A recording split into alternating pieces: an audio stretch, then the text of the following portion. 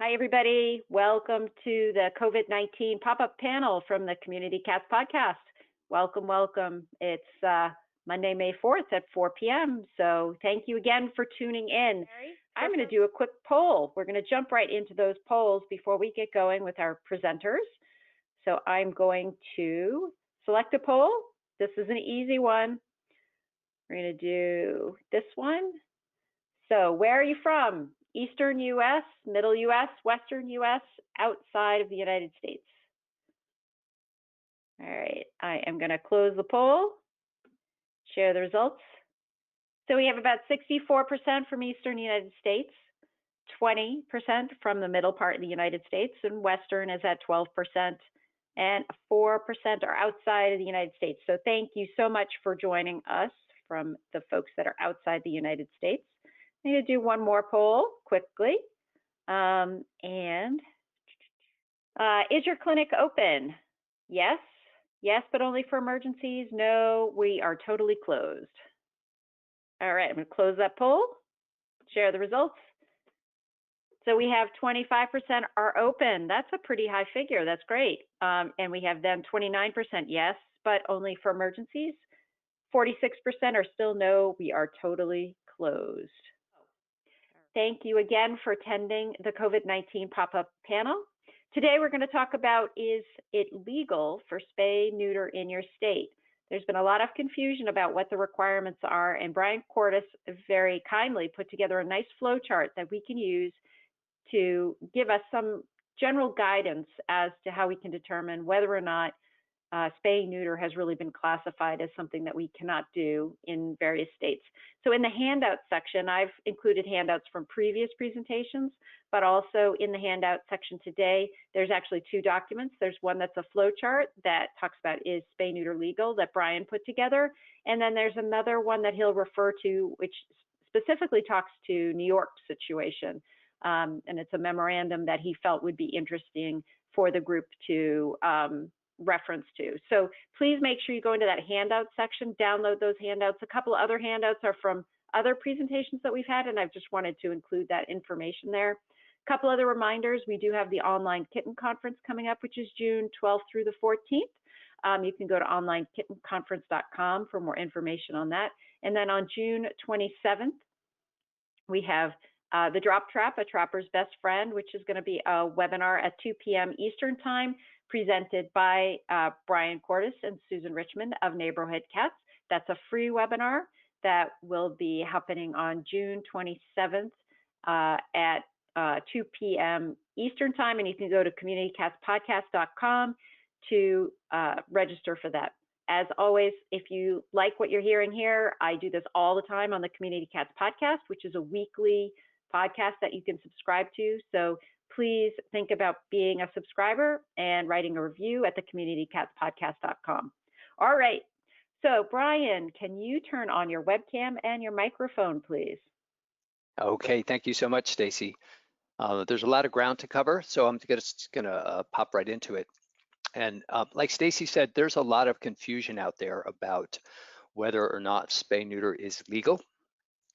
And a lot of this confusion comes from the fact that people are expressing their own opinions about whether spay neuter is important enough or urgent enough to be doing right now, but they're expressing that opinion using legal terms, especially the word essential.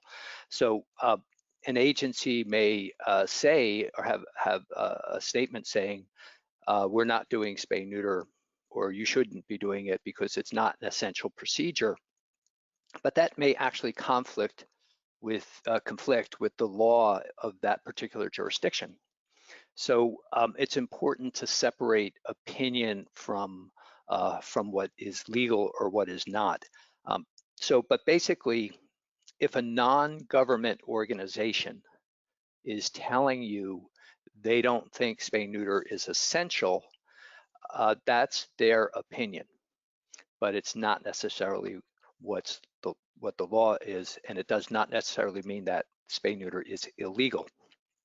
The second point I want to make before I dive into this is people who are not lawyers tend to view the law as a black or white thing.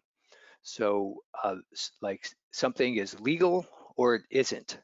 And the reality is often that it's much more complicated than that.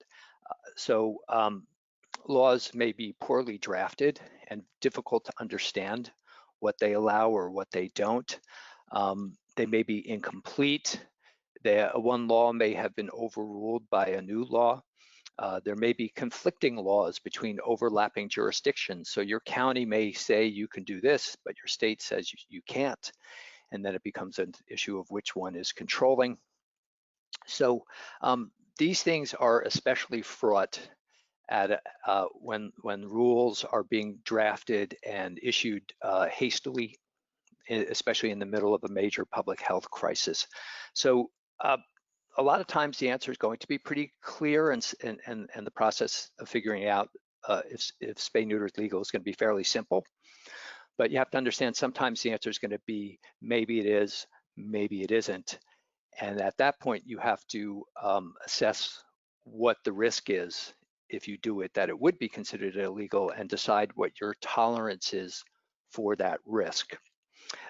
Now, the flow chart that I'm going to go through is set up to provide yes or no answers. It's treating this question as a black and white, and in many cases, it will work, and it will give you the right answer. But it can't, realistically, it can't cover every possibility.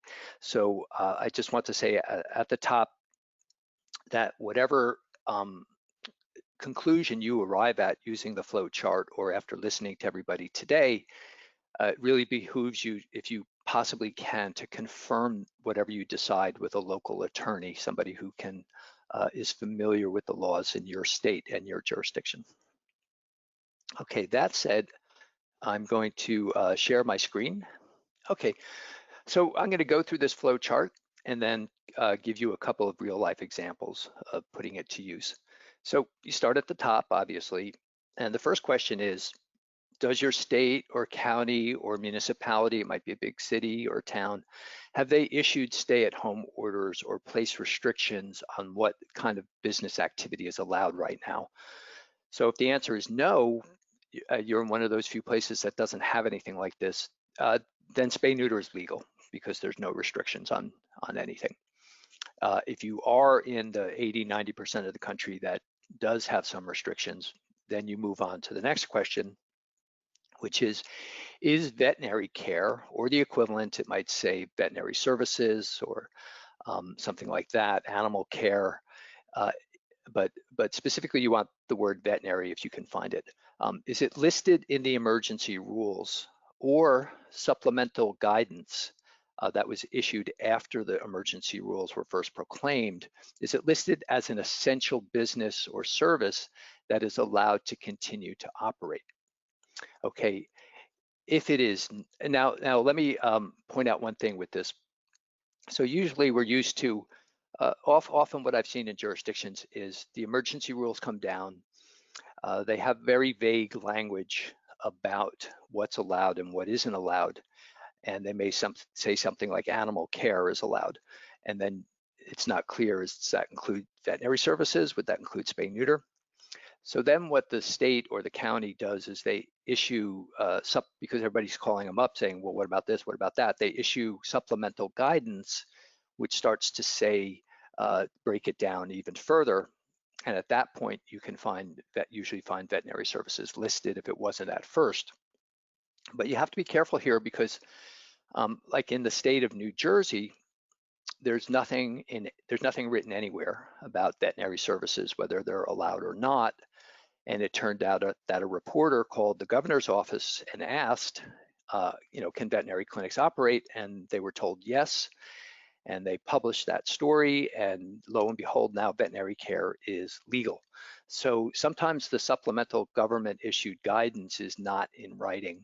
And you kind of have to look around, and are veterinary offices open? They probably would not be if they had not gotten some clearance from the local government. So just be aware that supplemental guidance may be oral, not necessarily written, although most of the time it's going to be written. So if veterinary care is not included in the emergency rules or any supplemental guidance, that would be highly unusual. All the jurisdictions I've looked at, and I haven't looked at all of them, but all the ones I have included veterinary services as essential. But if for some reason it's not, no, you can't do any veterinary care, then spay neuter is not going to be legal. In the case that it is, which is, I think, the vast majority, if not all the cases, then you ask yourself, all right, veterinary care is allowed, but is spay neuter expressly listed in the rules or guidance? Does essential veterinary care specifically, does the government mention spay neuter? If the answer is yes, that's the end of the road. Then it's going to be legal. In most cases, it's not going to be expressly listed. Most of these emergency orders do not break it what veterinary care is allowed or isn't. They just use kind of vague terms like essential veterinary care or just veterinary care. So most of the time, you will find veterinary care listed. You will not see any mention of spay neuter for or against. So then you have to ask yourself, you go on to the next part of the flow chart. So we're at no, so we go to the next question. Is essential, do the rules limit veterinary care in some way? And usually if they limit veterinary care, it's going to be something that's like critical, life-threatening emergencies. Anything else is considered elective. Unless the animal's life is imminently in danger, veterinary care is not permitted. So if the answer is yes, that the rules specifically limit veterinary care in this way, then spay neuter is not going to be legal unless it's done as part of critical care. So a cat is known to have a pyometra or is having difficult coming to term when she's pregnant. In order to save the cat's life, then that would be considered legal, but routine spay neuter would not be. Okay, so let's say it's not, as I say, most of the cases I've looked at, there are no limitations on veterinary care. It's not really defined on the government level. So the answer is no, it's not limited. Then you go down to, all right, now you have to look at your state's veterinary licensing board, also known as the Board of Examiners, because they're the agency, the state agency that governs veterinarians' professional conduct.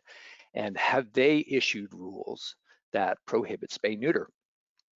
If the answer is yes, then now you can challenge their interpretation of the rules. You can say that they're wrong when they say spay neuter is not essential and not allowed, but that might be a very difficult process at this time when it's hard to access courts, and also the outcome would be highly uncertain. So there's not very many veterinarians who are going to go against the interpretation. You're better off going to the board and making your case why they should change their rules and why they should consider spay neuter something that is allowed.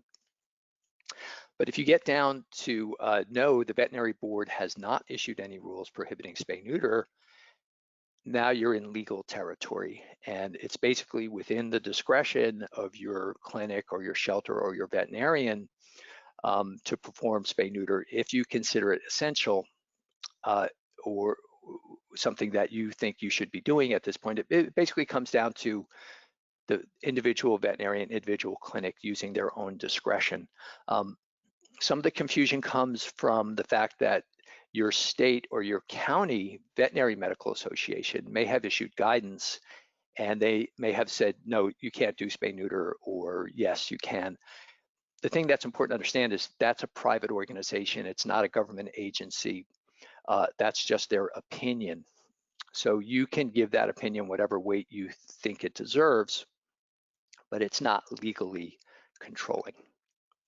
Okay, so again, this is a general guide. You should confirm whatever conclusion you reach with a local attorney. Now I want to walk you quickly through a couple of examples of this. So let's look at New York and a couple of jurisdictions that Neighborhood Cats operates in. Let's look at New York. So we'll do the flow chart and the courts together. So our first question is, has the state issued stay-at-home orders or place restrictions on business? The answer in New York State, of course, is yes. So then the question becomes, is veterinary care listed as an allowable essential service? So first we get to, the first thing you want to look at are those original emergency rules. And in New York State, they're called PAUSE, P-A-U-S-E. And Governor Cuomo issued this 10-point plan. And you can see the relevant part is that, where is it? It's basically that non-essential businesses, here, the first point number 1, effective at 8 p.m. on Sunday, March 22nd, all non-essential business statewide will be closed, right? But if you read the rest of this plan, there's no definition of what is an essential business. So then we look over here and we see, essential business guidance. So we click on that, we go to here. Also notice that it's updated April 28th, so this is going to be the most recent. Remember, these rules are changing all the time, so you want to always be on the most recent documents. So here's what's allowed, and if we scroll down, we'll get to essential services, number 5, and you'll see listed here under 5, animal shelters and animal care, including dog walking and animal boarding. So still doesn't tell us whether veterinary care is essential. Pretty good clue that it is. If dog walking is allowed and animal boarding, it wouldn't make a whole lot of sense not to allow veterinary services. But again, we want to be really careful about this. So if you continue to dig, you'll find on the Department of Agriculture's website in New Jersey, you'll find this document issued on March 24th, 2020, interim guidance for animal care operations, issued by the Department of Health in New York and the Agriculture and Markets. We scroll down, we see that it states that animal care operations as defined below have been deemed essential. So we keep going down, we're reading this, and we get to companion animals, and lo and behold, essential veterinary care is allowed, and it specifically allows spay neuter as well as treatment for infectious disease. So case closed in New York State. Veterinary care, spay neuter is perfectly legal. If you double check to see this document is still up, it has not been updated, so it is still the controlling guidance that is out there. So you're home free in New York State. I can say that as a New York State attorney. You have my legal opinion that spay neuter is perfectly legal in New York State. So now let's go to a jurisdiction that's a little more complicated, and that would be the county of Maui, where I'm located now. So in Hawaii, what happened was the county started issuing stay-at-home orders before the state did. So it's the counties that you have to look to first. And this is what happens typically is that the first public health emergency rules in Maui County were issued on, I think it was March 22nd, somewhere around there, or March 24th, somewhere around there. And before the state came out with theirs, they're continually being updated as they discover these gaps in them. So the most recent amendment you can see here is April 27th. But we're going to scroll down, we're going to see, we're trying to figure out, all right, what's an essential business? And under definitions, we see under essential activities that getting necessary services or supplies, including pet food, is considered an essential activity that people do not have to shelter in place and stay at home. They can go out and get their pet food. So that's not veterinary services, but it's a clue that animals are, their needs are, and meeting those needs are considered essential. Now, if we get to operation of an essential, what's an essential business, we scroll down and we get to number 19, B19, businesses that provide food, shelter, and other necessities of life for animals, including animal shelters, rescues, kennels, and adoption facilities. So that's sounding an awful lot like a veterinary clinic, but we're not 100% there yet. And so, of course, people started calling the mayor's office and saying, well, what about my clinic? So then after the initial emergency rules were issued, this supplemental guidance was issued. that lists all, everything you can think of in terms of what might be allowed. We scroll down, we're looking specifically for veterinary services, and lo and behold, there it is. Okay, veterinary services, yes, it's allowed. It's based on those two clauses I showed you before that allowed for people to get pet food and allowed for businesses that serve animals' needs. So now the question becomes, we go back to our flow chart. We can say yes to this question. It is listed. Is spay neuter expressly listed in the rules or guidance? The answer to that, I can tell you, is no. It's not listed anywhere. So we then have to go over here. Is it limited in the rules to any type of critical or life-threatening emergencies? And you can see from this document, all it says is veterinary services. It doesn't say anything else. There's no limitation.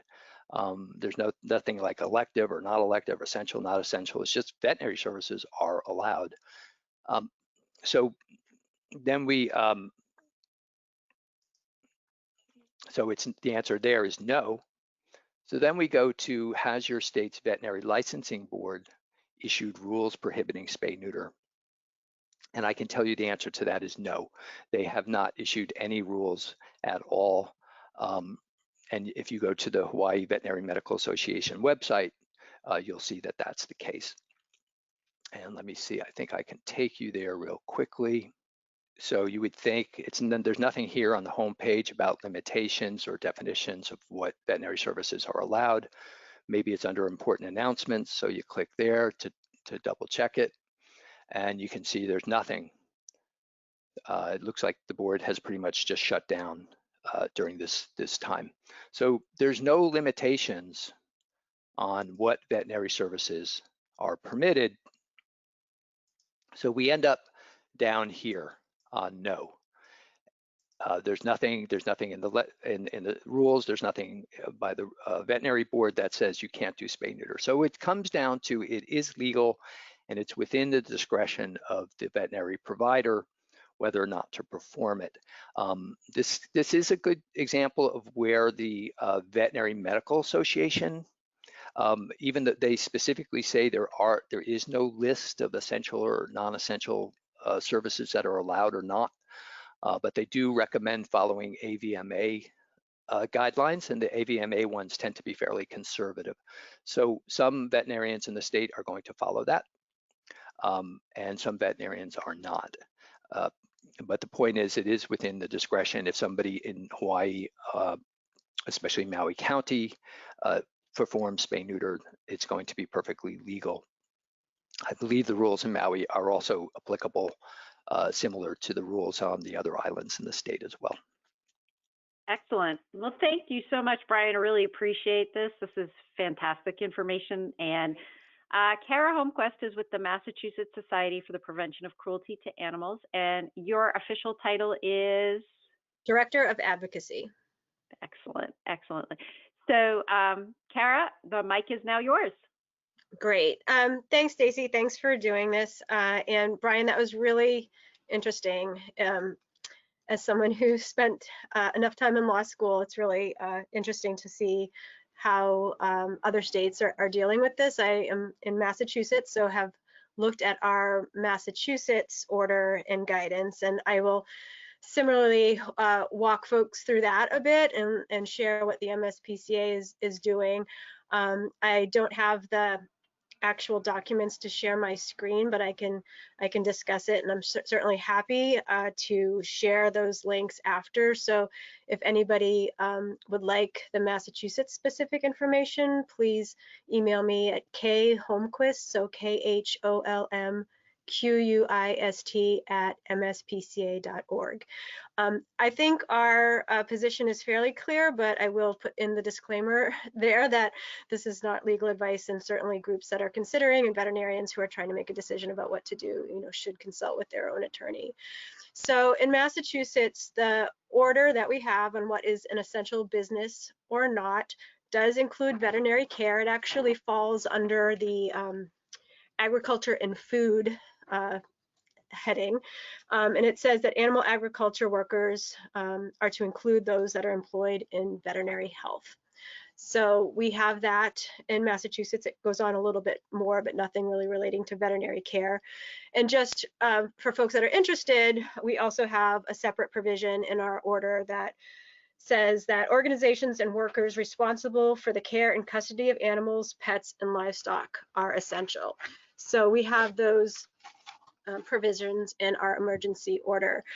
There's also some additional guidance, and it's not really relevant for what we're talking about, spaying and neutering, but also just for folks that are interested. People could ask, and still can, for clarification on the orders. And I believe that somebody must have asked about pet grooming, and that was specifically excluded from being an essential service. And our governor has, it was originally supposed to expire today, or so he extended it for 2 weeks. So now our essential services order is going to expire on May 18th, but we have in Massachusetts a reopening advisory board that is looking at all the things that I think most other states are about how to open and reopen safely. So the guidance and parameters on what can happen and cannot will probably change on May 18th.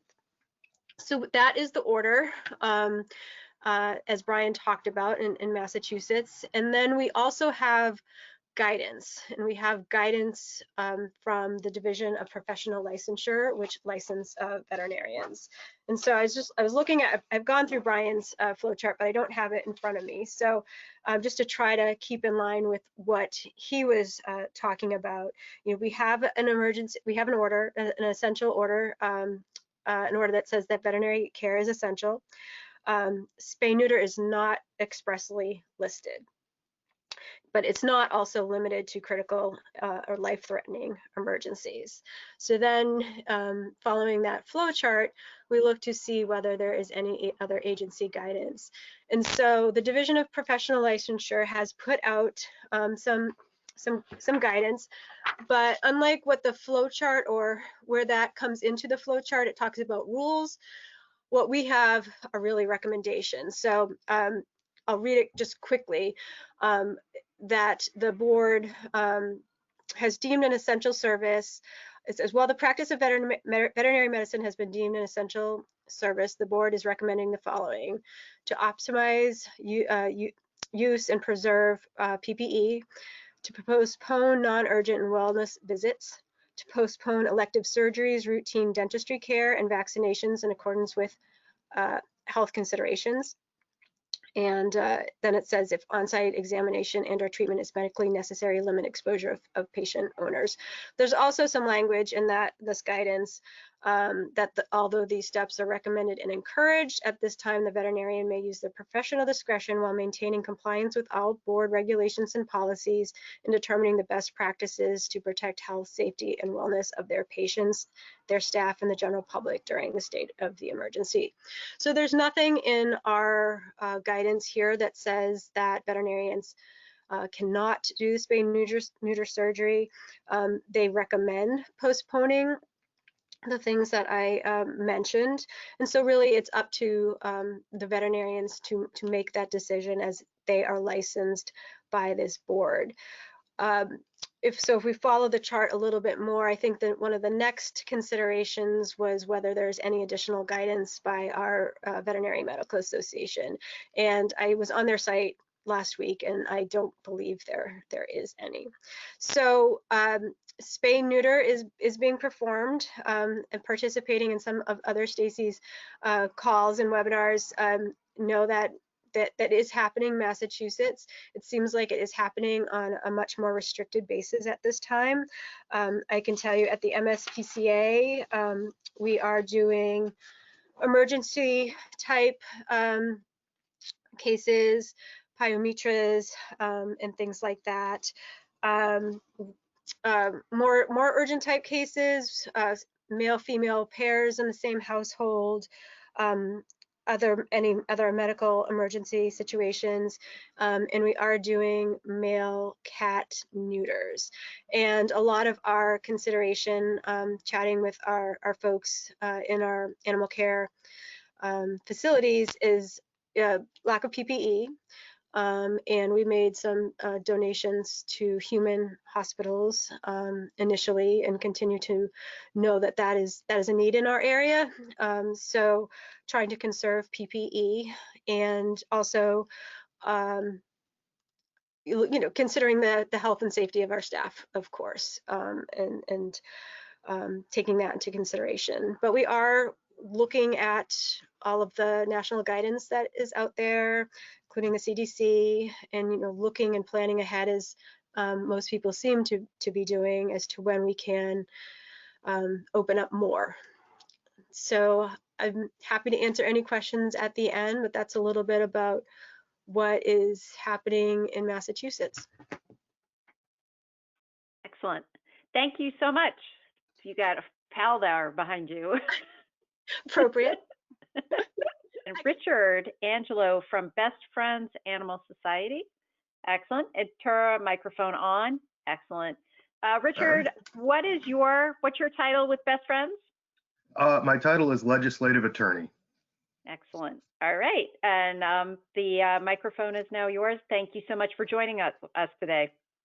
Well, thanks for having me, and thanks for talking about this. This is one of, it always seems like these are the questions that in my position, it seems we get. And I know I have a colleague, Peter Wolf, I've done is TNR legal type presentations before, and he laughs because I always started off by saying, well, it depends, in typical lawyer fashion. And it sounded to me like that's exactly where this spreadsheet that Bryan's put together kind of, it flashes in my mind. It depends in so many different factors and so many different things as you go through it. I think it's a great guide as you go through, because so many of the executive orders at the state level or the county level, even some at the city levels, if you're out west, they're just so confusing, and they really did not get put into place at the very beginning, at the outset of the pandemic,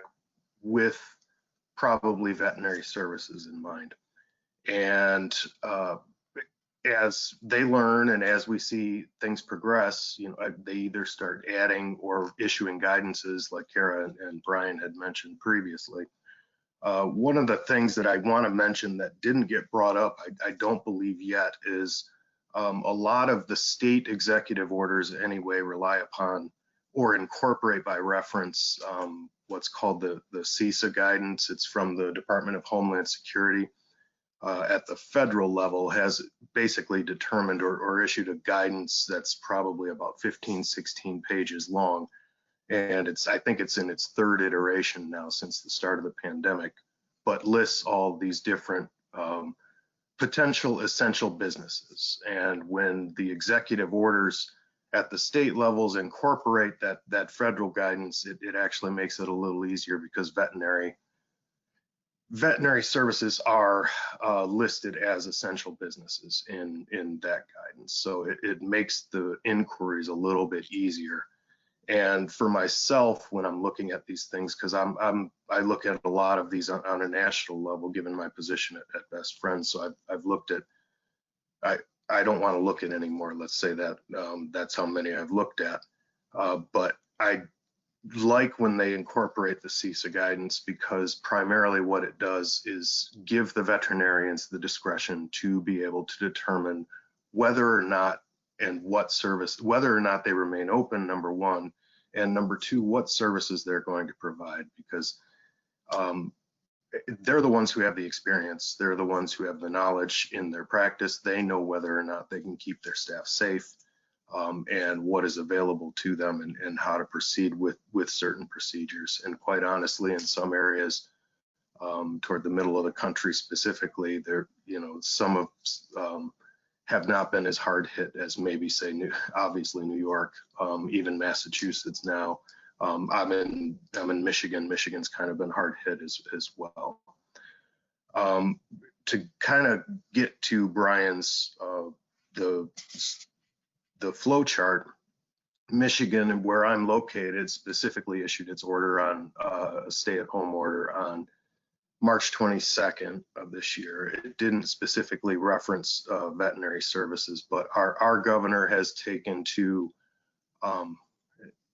we have a lot of executive orders, so over 70 since that time, since COVID started. So we actually have a separate executive order that limits veterinary services, or suggests limitations on different and lists the different types of care. So as you come down through this, you're basically coming down the spreadsheet saying, is spay neuter expressly listed in the rules or guidance? And no, it's not, but you kick over to, is essential veterinary care limited in the rules or guidance to critical life-threatening emergencies?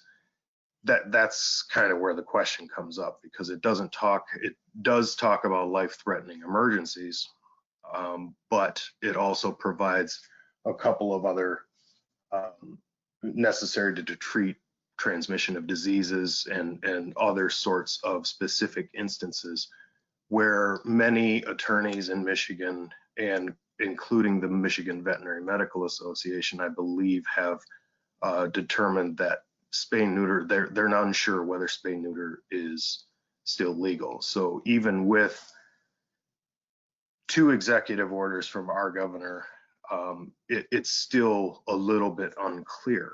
And so some of the veterinary clinics have shut down, spay neuter clinics have shut down, but I also know that there is spay neuter going on in various areas throughout the state. So whether or not it's legal at that point has probably yet to be determined, because no one has actually challenged it, like Bryan has said.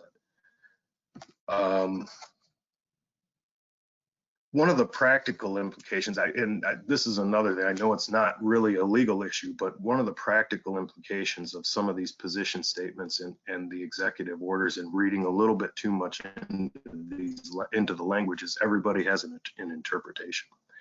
And I cannot stress enough what has been said already. If you have a question, if you're looking at reopening and you feel your clinics can reopen safely, please, please, please reach out to a local attorney if you are at all unsure on these things, because you want to be able to get your operation back up and going in a safe manner for your staff and for the public and for obviously the animals that are being treated.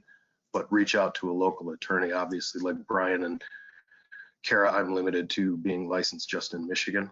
I can look at all these other orders and I can give my opinions on them, but certainly not advice on whether or not to follow them.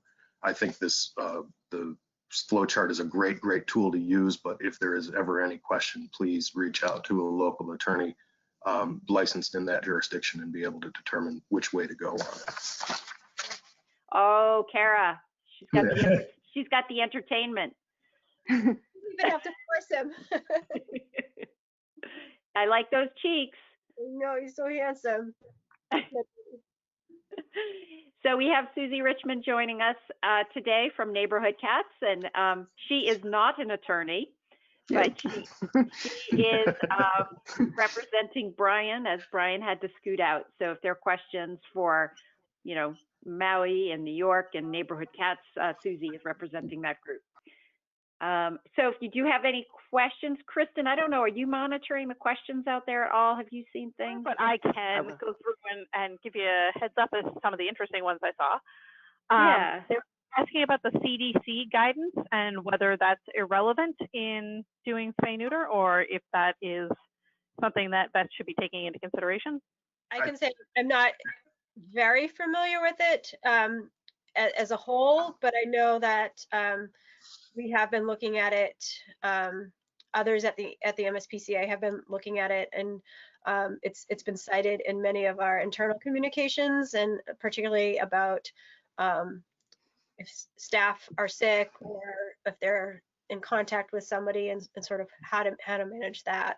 I'm not sure of the whole of all of what is there. Kara, I've actually got a second question for you. Somebody had asked if or to confirm that you were only doing neuters and not spaying females or pregnant females, just to confirm that is the case, and can you tell us a little bit about how you got to that decision? Yeah, I'm not sure. I guess I'm not 100% sure. They might not do a pregnant female. I think they're looking at it, on a case by case basis to try to balance animal health and staff issues and PPE. So I probably, if you want to email me, I can check with our shelter staff. I did talk to them and get a sense of sort of what they told me, they were doing, so I could be prepared. But I can't say exactly all of the considerations, what they're doing. But it does sound that they're doing, obviously Bryan talked about the words essential and urgent, but they are doing, the things that need to be done more immediately. So that's sort of going into their decision-making process. We also have the situation where we are providing some other more urgent services, not just spay neuter, but our clinic has taken on some other types of urgent care, that we had Angel West that was closed for a bit, and so some of the cases are now being done in our clinics. So we're still doing other things that are urgent that aren't being done by some of our other facilities at this point. So that probably doesn't really answer that question very well, but I'm happy to check in with our shelter folks and our shelter vet to come up with a more specific what we are doing, if that's helpful. Great, that's fantastic. Next question is, I believe this is for Richard. Should we be talking to state vet boards to keep spay neuter legal in future EOs?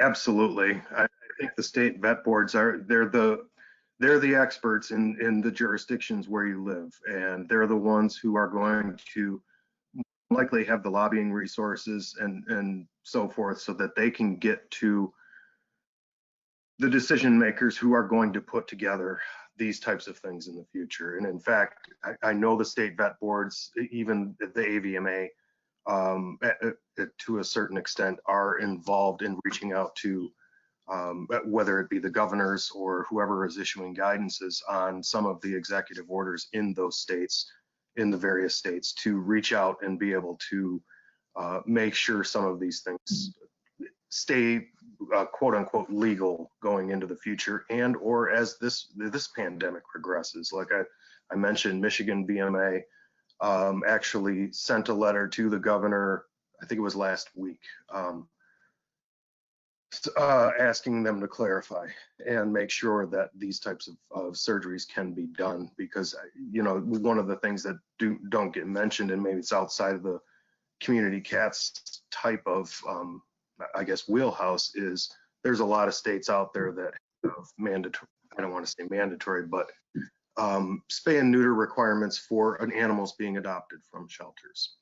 So that's another consideration that caused a whole lot of confusion, especially in Michigan. Pennsylvania set theirs aside, I believe, temporarily during the pandemic. So yes is the long-winded answer, but yes, your VMAs are absolutely going to be where you want to turn, and if not first, to try and get these things changed.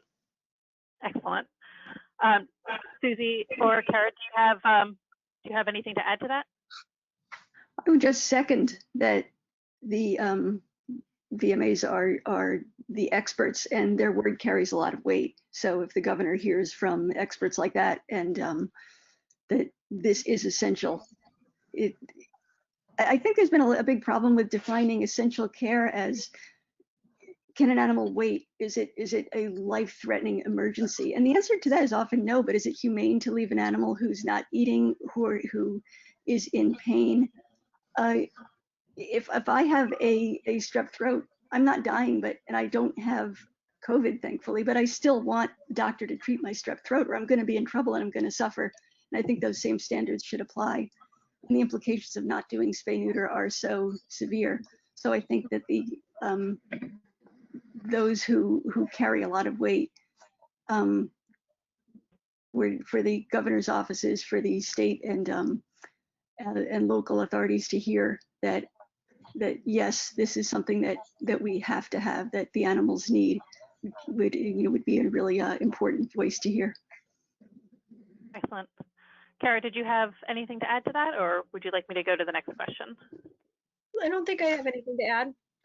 Okay, excellent. So somebody had said, Amy sends us a quote from the CDC that says, with regards to the CDC question, their site specifically, states and recommends postponing non-urgent or routine procedures, spays, neuters, elective procedures, and appointments. So in terms of clinics for like a spay neuter specific clinic or a veterinary clinic, is there a difference in what people are considering? Is that something that, a spay neuter clinic would consider less so than a veterinary clinic? Like, what do you think the CDC had in mind when they were saying that? And I'll direct this at Kara. Can you say the second part again? It was postponing non-urgent or routine procedures, spay, neuters, elective procedures, and appointments. And your question was about more a clinic or larger scale? Yes. So my question would be in terms of spay neuter, since that's what we're kind of focusing on. A spay neuter specific clinic versus a veterinary clinic. Is there a difference in the way that they would interpret that? As Bryan mentioned, there's different levels, the federal guidance and what we have in Massachusetts. So not unlike the question before, I think I would think about if there's a need for clarification, having that come from our state's Division of Professional Licensure, if that makes sense, as it's ultimately the veterinarian's decision about what they think is in the best interest of the animal, despite the recommendations from the DPL that certain surgeries, and it sounds like the language is fairly similar to the CDC, should be postponed. So I guess I'm not sure if I can completely, or I can analyze sort of what the CDC was meaning by that, comparing a clinic that was just doing spay neuter surgery as opposed to a place that was doing veterinary, just all veterinary procedures. I'm not sure if that makes sense. I don't know if anybody else wants to chime in. Richard, do you have any thoughts? I think based upon that, one thing we have to remember is the CDC, they're offering guidance on these things, and they'll say even in the Homeland Security document that's 15 pages long, it's a guidance for states to be able to use when they might be able to need them. So the guidance may work and be fully implementable in one state, needed in one state or in one geographic area, as opposed to, say, another very remote area where there have been no cases, where there is a vet clinic that has to be functioning. I'm not so sure that there is much to make of the different use of terms in that guidance, only because as far as the veterinary clinic and so forth, I'm not sure there's much difference just because they're so varied by state in what they call them anyway. I think that the key word is you're talking about guidance, and the hard part is with veterinarians trying to make this choice, they have to sort through this and make a decision on their own rather than knowing if there's a right way or a wrong way. And it's not going to be like everybody's opening up right away. They're gonna, some are going to open and some clinics are not going to open. And it seems to be that's the challenge in Tennessee, where the essential order has been lifted, but some, due to CDC guidance, they're still scared to open up. Or I shouldn't say scared, but concerned. One person has a question with regards to spay neuter requirements prior to adoption. I'm not sure how many states have that requirement, but have you seen any states that have relaxed those requirements? I know some organizations are issuing vouchers but in the states where they specifically require spay neuter before adoption, are those rules being relaxed? I don't know, Richard, if you're seeing that at the national level. Yeah, I know for a fact, and I was just reading this morning, Pennsylvania's, they have a statute requiring spay neuter before adoption, and the governor issued an order relaxing that, and I want to say it's for, if I remember correctly, it's either 120 or 180 days that the new adopter take and has to get the animal sterilized and provide proof. But that is even subject to extension, given how long this pandemic and how serious the situation is in Pennsylvania. In Michigan, even though we have these two executive orders that say maybe don't do it, the Department of Agriculture, which regulates our shelters, issued guidance last week that says shelter pets, and we do have a statute in Michigan requiring that as well. They issued guidance saying that shelters can do it, but people can't do it. So, you know, where that got read into the orders, it's totally beyond me, but it seems they're relaxed at least for the licensed animal shelters in the state. So those are two examples I know right off the top of my head. I know there are numerous states in the South that actually have those requirements too.